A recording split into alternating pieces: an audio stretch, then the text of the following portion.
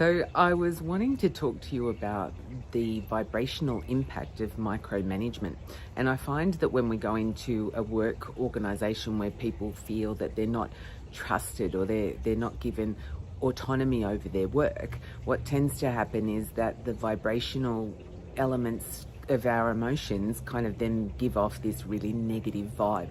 So you know what I mean when you walk into a room and you feel like you could cut the air with a knife because people just had an argument about something and you kind of think, oh, I just want to get out of there. So in my recent book, The Trouble with Trauma, I talk about how emotions vibrate. And in a workplace, you notice that when you walk into a space and it feels like the energy is really low and it's quite heavy, often people will also talk about feeling quite despondent, like they don't really have a sense of autonomy over what they're doing and they don't feel like they're trusted to get on with the job. And this is where micromanagement really becomes a big part of the problem. Now we've got two issues, right?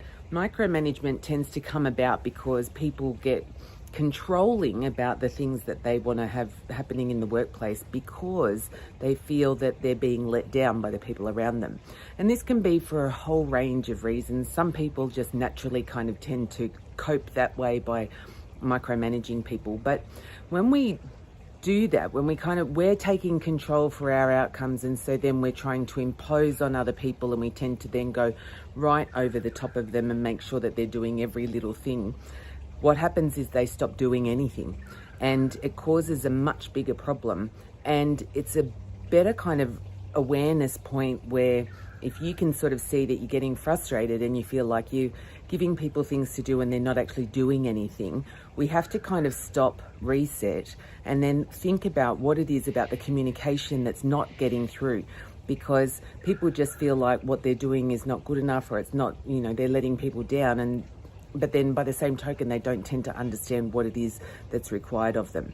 So we have to change the communication pathway and kind of like almost come right back to the beginning and do a bit of a reset. And sometimes that needs an independent third party to do that. And it can just be a little bit of a look at, well, what's happening here, and hearing what it is that people are saying in between, well, I've asked people to do blah, blah, blah, and it's not happening. And on the other end, but we're not being given the autonomy. And there's a communication variation in there that is about perception. And sometimes we just need to kind of stop and think, okay, so let me understand just to begin with one element. And it helps to then work out what the process is that's breaking down in the communication between the two. And then looking at, well, how do we structure it so that both parties are getting what they need, and it helps to rebuild trust in the relationship between them. All right, so hopefully that gives you a little bit of insight. Sometimes if you're finding you're frustrated with people that you're working with, then try and look to see, bring in a third party. If there's an internal coach within the organisation, that's usually a good place to start. Just an independent third party that can kind of just listen and see both sides. It really does tend to make a difference and help reset. All right, see you soon.